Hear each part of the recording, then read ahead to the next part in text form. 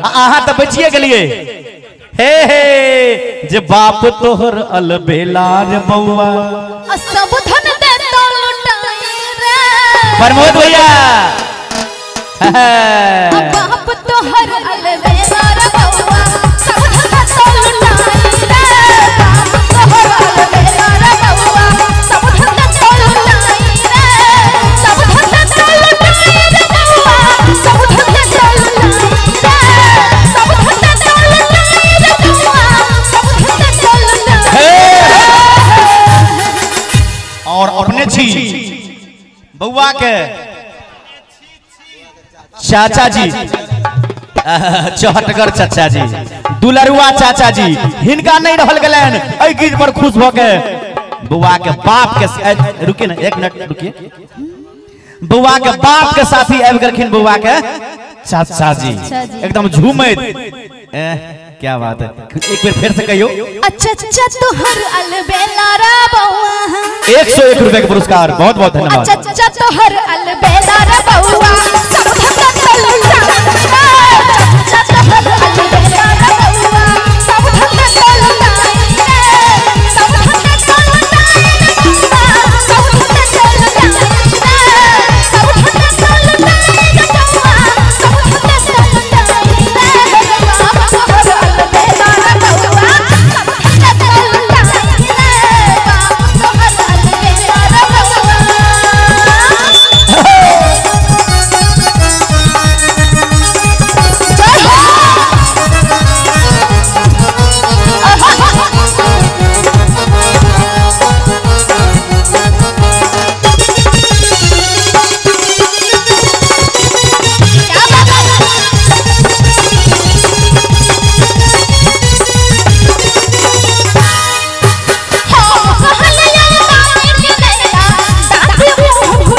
हम कहलियो दादी के नैला दादी मुंह फुलैतौ रे ऐ हाथे दहिना हाथे और बुआ के पप्पा के ओर से 151 रुपया का सुंदर आशीर्वाद बहुत बहुत धन्यवाद बहुत बहुत धन्यवाद दादी मुंह फुलैतौ रे सबसे बढ़िया लाठी के अनका अरे दिया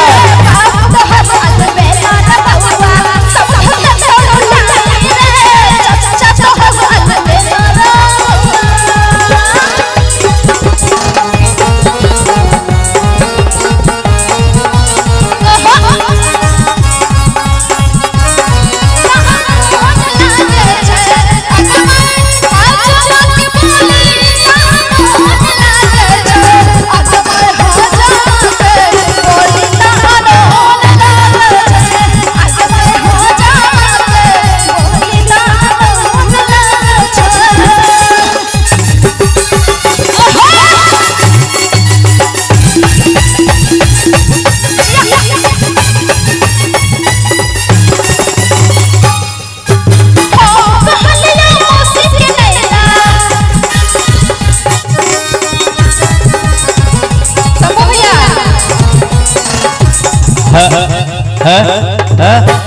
सुनियो एकटा चीज देख लिया हाँ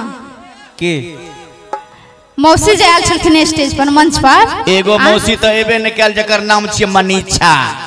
अहीं दुआरे ने एलखिन है हमरा दुआरे किया ने हेते ओ कहलखिन जे हमर नाम बेइज्जत करल नाम हमें हुनका कुछ कहलियन कि कहे वाला त हजारों छै हिनका अच्छा हां मनीषा हमरा आइब रही सज धज के अच्छा नानी के बजा लियो ने अच्छा नानी तो एबे कलखिन है लप ले नहीं एलखिन दादी आयल छलखिन आंगन में हेथिन बैसल चलू हम कहलियो मौसी के नैया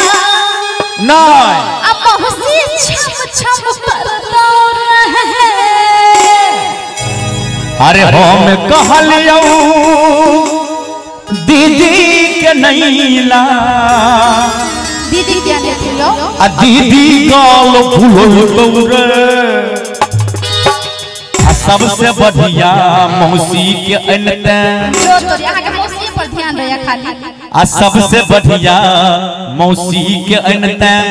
आ मौसी गीत गईतो गे सबसे बढ़िया मौसी के अनते मौसी डांस करतो रे बाबू को हर बेला रे बउआ सब धन लाई रे बाबू तो हर बेला रे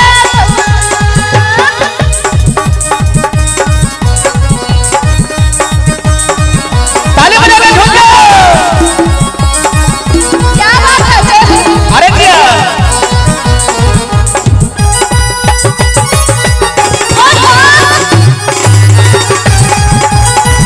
जय हो ताली बजाइए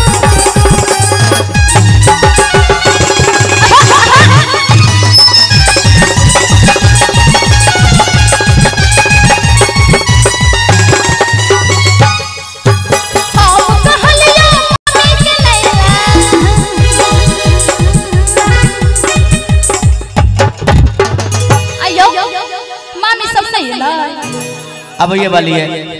अभी ये वाली है अब जल्दी अच्छा, जल्दी खींचियो जल्दी सुनिए, जल्दी हाँ आपको फोन लगा हुआ है क्या उनके पर हाँ फोन कॉल कनेक्शन है हाँ जल्दी खींच दियो जल्दी अच्छा हाँ चलू कहीं मौसी आ जथिन हम कहलियो चाची के नैला चाची के नैला चाची मुंह फुलतो रहे चाची नाक बिछ के तो